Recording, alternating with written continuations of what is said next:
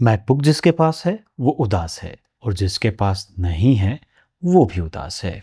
एक मेरे पास है।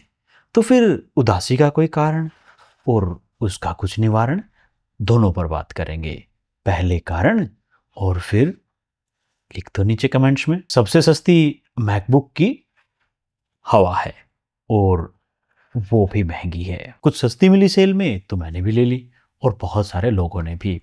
सस्ती थी तो अंदर से भी हल्का फुल्का 8 GB 256 GB का कॉन्फ़िगरेशन, और इसको थोड़ा सा बढ़ाने में सांसें फूल जाती हैं। खैर, ये तो ले ली। समस्या ये नहीं है। इस समस्या के समाधान के लिए बहुत सारा ज्ञान पे मिलता है। हर कोई एक ही बात बताता है कि SSD ले लो।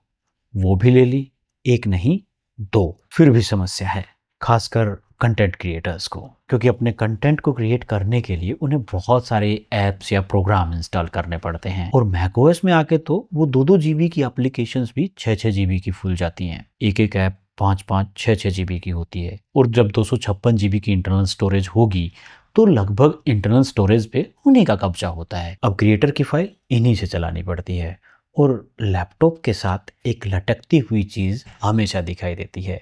ऐसे केस में वो फाइल्स को ट्रांसफ़र करते हैं तो वहाँ पे स्पेस नहीं होता, रेंडरिंग में प्रॉब्लम आती है, और भी बहुत सारी समस्याएं हैं। और इसके समाधान के लिए जिस एप्लीकेशन की ज़रूरत नहीं होती उसको अनइंस्टॉल करो, फिर ज़रूरत पड़े तो इंस्टॉल करो। इंस्टॉल अनइंस्टॉल, ये लुका छुपाई का खेल चलता ही रहता है। और भी बहुत सारे कष्ट हैं, उनके बारे में फिर कभी बात करेंगे। अब आपका एक कमेंट लिखने का मन कर रहा होगा, फिर ली क्यों? मुझे पता था इस कष्ट के बारे में, परंतु कंटेंट क्रिएटर्स का एक और बड़ा कष्ट होता है जिसका निवारण ये कर देती है। वो है बैटरी लाइफ। आमतौर से दूसरे लैपटॉप जहां 2-3 घंटे चलते हैं, ये मिनिमम 6 से 7 घंटे तो आराम से चलती है, और दूसरी परफॉर्मेंस भी काफी अच्छी है। और दूसरा जो सबसे बड़ा कारण था वो था इसका अपडेट सिस्टम। जितना है अच्छा है, और ये और अच्छा करते हैं बगैर किसी भेदभाव के, वो चाहे हवा हो या हाथी। और इसी अच्छाई ने इस कष्ट का भी निवारण कर दिया। अब आप ऐप्स SSD पर इंस्टॉल कर सकते हैं, पर उसके लिए पापड़ तो बेलने पड़ेंगे। कैसे बेलने हैं अब वो बता रहा हूं।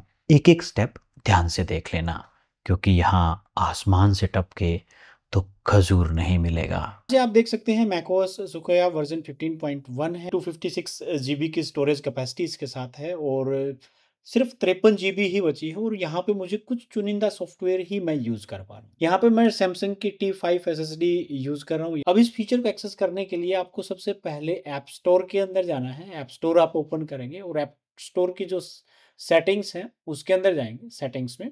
तो देखिए यहाँ से 3-4 ऑप्शंस मिलते हैं। पहला ऑप्शन ऑटोमेटिक अपडेट्स का है, दूसरा automatically download if app content, in app content जो भी है, जो भी डिवाइसेस हैं उसके लिए। मैं इन चीज़ों को यहाँ पे नहीं कंसिडर कर रहा हूँ। जो हमारे काम की चीज़ है वो ये है, download and install large apps on separate disc.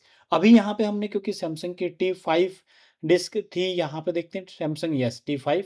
तो यहाँ पे अब ये क्या करेगा कि जब भी कोई नई एप्लीकेशन होगी वो इसके ऊपर इंस्टॉल कर देगी। ये हर डिस्क पे नहीं हो पाएगा, उसके लिए सिर्फ APFS फॉर्मेटेड जो डिस्क होगी, एप्पल का जो फॉर्मेट सिस्टम है वही होगा, सिर्फ उन्हीं के ऊपर आप कर पाएंगे, बाकी के ऊपर नहीं कर पाएंगे। ये सारा सिस्टम ठीक है, बट यहाँ पे जो नुकसान है वो ये है कि आप इस डिस्क को सिर्फ एप्पल डिवाइसेस के साथ ही यूज कर पाएंगे, बाकी किसी डिवाइस के साथ आप इसको यूज नहीं कर पाएंगे। तो इसको फॉर्मेट करने के लिए ओपन डिस्क यूटिलिटी ओपन करेंगे। अब यहाँ पे ध्यान ये रखना है आपको कि इसको फॉर्मेट नहीं करना है, आपको यहाँ से फॉर्मेट करना है। एंड यहाँ से इमेज रिस्टोर इरेज करना पड़ेगा पहले इसको। एंड देखिए यहाँ से ऑप्शन आ रहा है, यहाँ पे आप किस फॉर्मेट में, Apple partition map, GYD partition map, boot record map. तो किस तरीके से करना है, ये करना है आपको। का नाम कर देता हूँ एंड इरेज। इस तरीके से अब इसको करते हैं तो देखिए अब ये काम कर रहा है। Counting, creating partition map and operation successful, done. अब यहाँ से देखिए इसके ऊपर हम, ये पूरा पूरा खाली पड़ा है यहाँ पे। अब आप यहाँ पे जाएंगे और इसको कन्वर्ट टू APFS करेंगे। एंड देखिए ये आसानी से reporting pre conversion statistics and operation successful. अब ये हो जाएगा, यहाँ से इसको बंद करना है। अब इसमें क्या करते हैं, कोई ऐप डाउनलोड करके देखने की कोशिश करते हैं, यहाँ से कोई बड़ी सी app, and let me get this install, where it goes, let's see। यहाँ पे जो इम्पोर्टेंट पॉइंट है कि जितनी एप्लीकेशन लार्जर देन 1 GB होंगे वो डाउनलोड हो and install to your disk you choose. उससे कम की एप्लीकेशंस होंगी तो सारी की सारी आपकी ऐप के अंदर, आपकी जो मेन स्टोरेज है उसी के अंदर जाएगी। अब देखिए ये ऐप इंस्टॉल हो चुकी है और सेटिंग्स में जाके देखते हैं अभी प्रेजेंटली ये किस में गई है। यहाँ से देखते हैं सैमसंग में कुछ आया क्या। यस, एप्लीकेशंस थे कि एफिनिटी फोटो 2 यहाँ पे आ चुका है। अब जितनी भी एप्लीकेशंस आप 1 GB से ज़्यादा हैं, जितनी भी एप्लीकेशंस यहाँ पे शो कर रही हैं, और जो आपको ज़रूरत पड़ती है कभी कभार किसी स्पेशल पर्पज़ के लिए, तो वो सारी की सारी आप यहाँ से अनइंस्टॉल करके उसमें इंस्टॉल कर सकते हैं।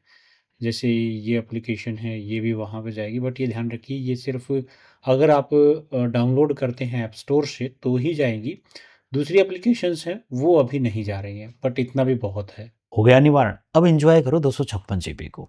पैसा लगाना है तो एक्स्ट्रा 16 GB रैम के ऊपर लगाओ, क्योंकि ये आपकी मैकबुक को कुछ दिन और जीवन दे देगा। कैसे, ये भी जानना है तो लिख दो नीचे कमेंट्स में। नेक्स्ट वीडियोस में उसके ऊपर भी बात कर लेंगे, पर पहले नोटिफिकेशन आइकन को दबाना मत भूलना, क्योंकि वीडियो अपलोड होते ही नोटिफिकेशन आपको मिल जाएगा। उसके अलावा अगर आपका कोई भी क्वेश्चन या सुझाव है तो हमेशा की तरह नीचे कमेंट सेक्शन के अंदर लिखना ना भूलें। So this was all about for the day. मिलते हैं नेक्स्ट वीडियो में। Thank you very much.